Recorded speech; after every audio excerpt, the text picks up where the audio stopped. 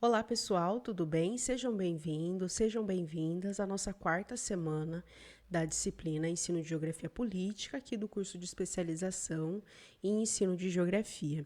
Chegamos, portanto, já à metade da nossa disciplina, já falamos sobre território, já falamos sobre as diferenças entre geografia política e geopolítica. Já mencionamos também a necessidade de falar sobre estados e as relações de poder. E agora, nessa semana, nós falaremos um pouco sobre o conceito de fronteira, que é outro conceito central quando nós falamos sobre geografia política. Bom, então nessa semana nós teremos uma atividade um pouco diferente. E eu recomendo, né, como em todas as outras semanas, que vocês realizem as leituras e que vocês também façam essa atividade, porque ela pode ainda ser utilizada em outros contextos quando nós falamos sobre ensino de geografia. Vocês vão entender daqui a pouco por quê.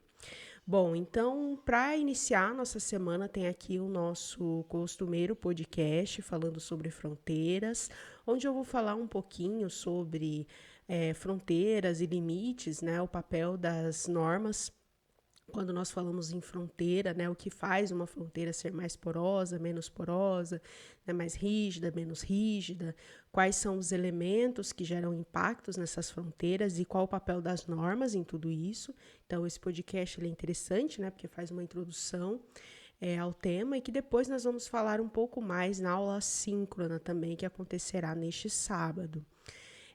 Nós teremos ainda aqui, né, a leitura de um texto do Márcio Cataia, Fronteiras, Territórios em Conflito. Esse texto é muito interessante porque ele traz um compêndio dos principais autores de geografia política e como é que eles trataram, né, das fronteiras, começando lá em Ratzel. Então, é um texto que sistematiza as principais ideias e traz um panorama geral sobre como as fronteiras são tratadas na geografia política.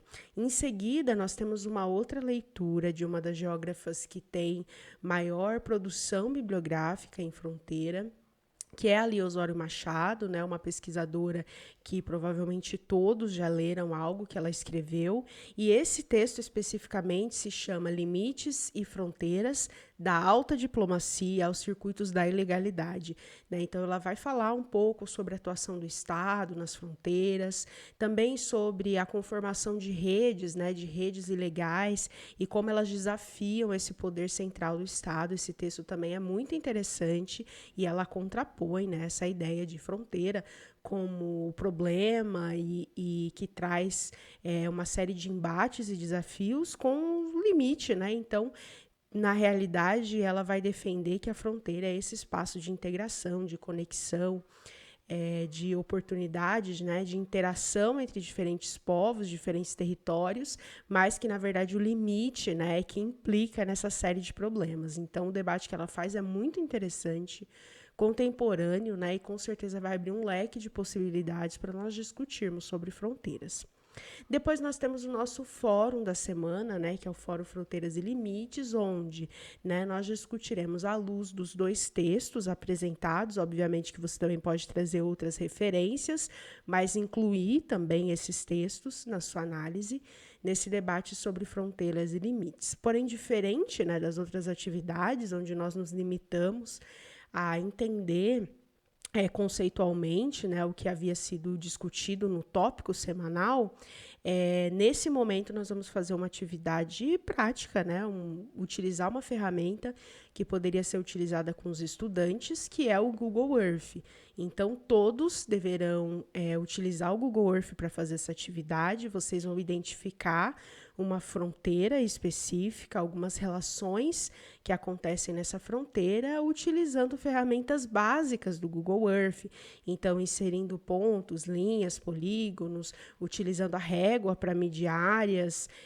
Vocês poderão também criar passeios, criar rotas, ver ali a declividade do terreno. Então, uma série de ferramentas básicas que vocês poderão usar. O objetivo dessa atividade não é só discutir sobre fronteiras e limites, mas é também utilizar aí uma das ferramentas, né, interessantes que nós temos de conhecer o mundo e de também mapear, né, fazer algumas atividades simples de mapeamento com os estudantes. Eu quero estimular, né, que vocês façam isso com os estudantes de vocês. Então, com certeza tem gente que já utiliza o Google Earth, que vai poder, inclusive, utilizar outras ferramentas que não essas básicas que eu citei, mas, com certeza, algumas pessoas ainda não tiveram essa experiência, né? E essa atividade é, sobretudo, para que todos, né, consigam ter acesso às ferramentas básicas e depois possam utilizá-las em algum momento na sala de aula. Trabalhar, portanto, com as geotecnologias, né?